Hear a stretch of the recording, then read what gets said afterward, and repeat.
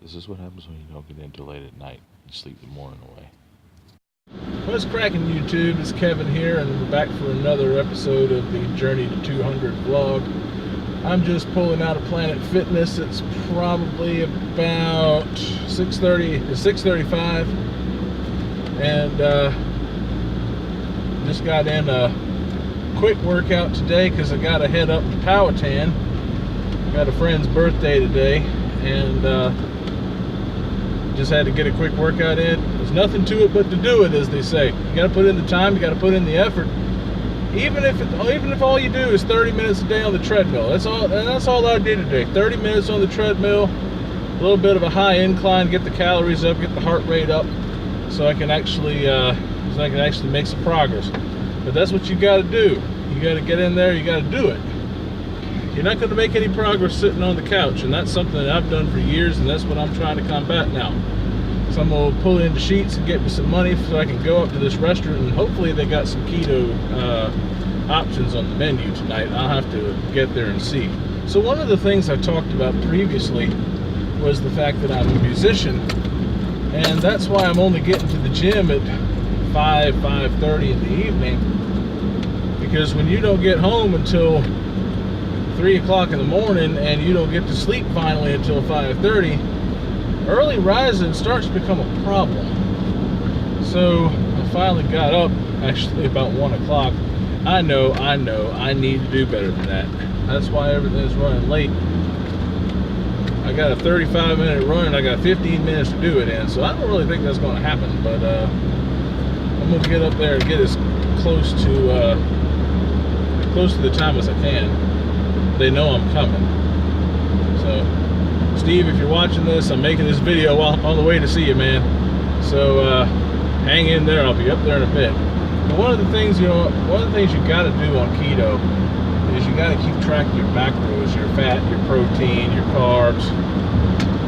Calories are really less important, although I have been staying fairly well under 2,000, which is helping. I'm starting to see a major change in the amount of fat I've got on me, and people are starting to notice it too.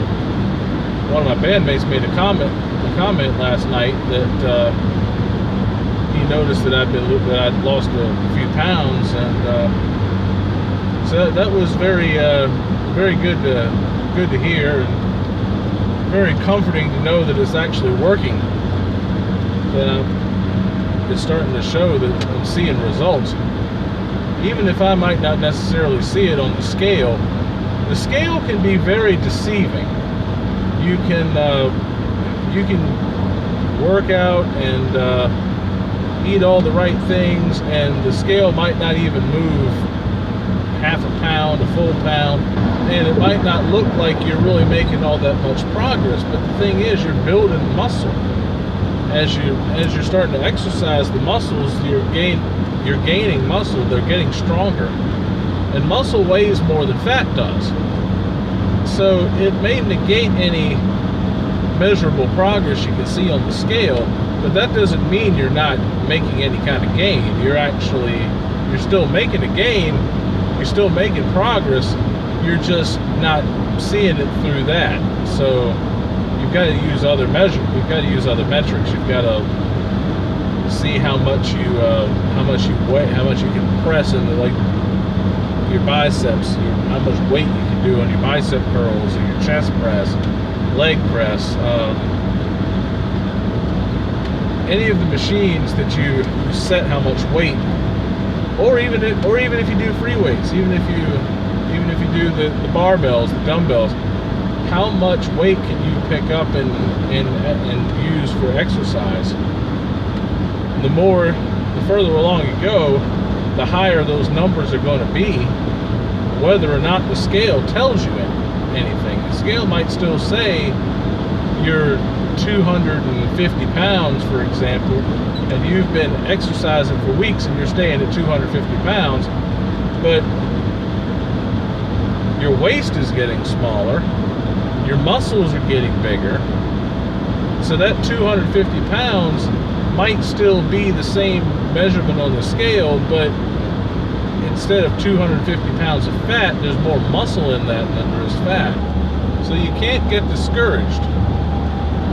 Just because the scale's not moving doesn't mean you're not making gains. Watch your waist circumference. Watch the amount of weight you can lift in the gym on the different machines.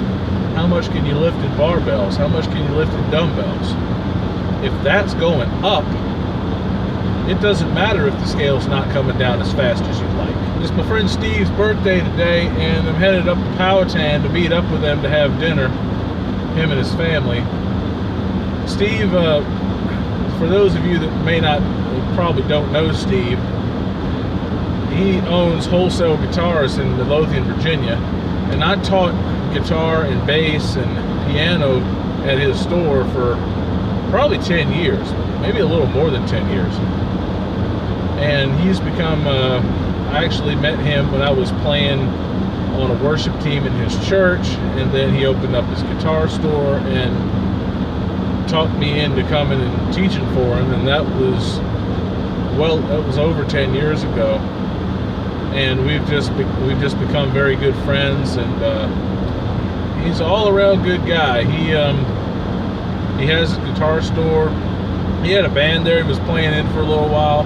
He may be bringing that back out, I'm not sure. He does a lot with the community. He's got a non-profit organization called Wounded Spirit Community Outreach that does a lot of stuff with the community. And he also works with an organization called Freedom Against Child Trafficking that deals with the child sex trafficking ring. And that's a little bit more serious than I really want to get into on this video. But maybe I can make an episode on that sometime. So leave it in the comments if you'd like to see something about that, if you want to know more about that. But I'm coming up here to Powhatan to a place called Flat Rock Bar and Grill, and I'm going to meet up with him and his family, and we're going to get some food and hang out together for a little while and have a good time. And then maybe if it's not too late in the evening, one of my other friends and another bandmate of mine has another project that's playing down in downtown Richmond tonight. So I may be able to get to do both. I don't know yet. If I do, you'll see it in the video. But yeah, it should be a fun night either way. So let me get back to driving because it's rush hour around here, and everybody all trying to get off at the same exit at the same time, so you gotta really pay attention. I'll catch back up with you in a little while. You're not as clever as you think you are. You try to run, but you won't get that far. I'm right behind you like we're racing, like you're chasing. All your endeavors end with no regret. You play it cool while you try to forget, but it's right behind you like it's racing, like it's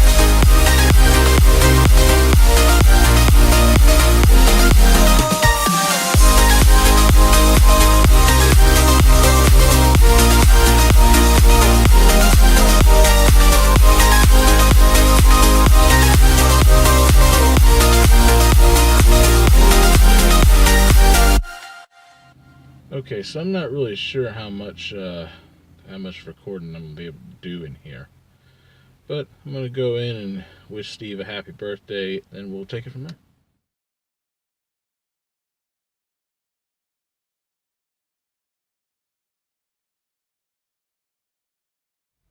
Alright, so I'm shooting a video of my instrument cluster because I tried to turn it around and do the selfie mode and it won't light up. I look like I'm something out of the Blair Witch Project or something. So I just left the party in Powhatan, and they had some good food there. They do have some keto options. I got grilled shrimp and scallops wrapped in bacon, and that was really good. It came on a bed of lettuce, so I ate that too. Got the greens in, what little there were. But anyway, that was good. So now I'm going to go up to Richmond to see one of my friends play, and I'm going to get some footage of that probably once they take the stage. So we'll see you when I get to Richmond.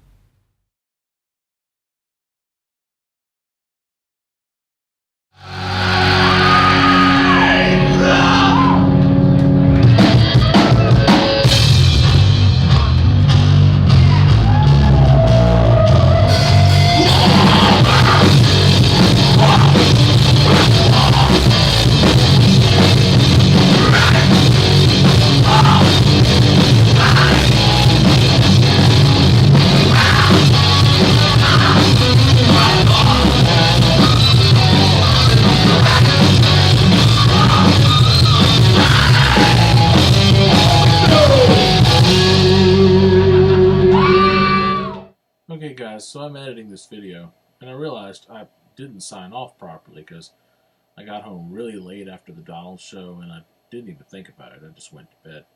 So I'm going to end the video here. Thank you very much for sticking with me this far. I really appreciate it. And if you like this video, hit the like button. It really helps me out. And while you're there, hit the subscribe button and click on the notification bell so you know when I upload new videos. Thanks for watching, and I'll see you guys in the next episode.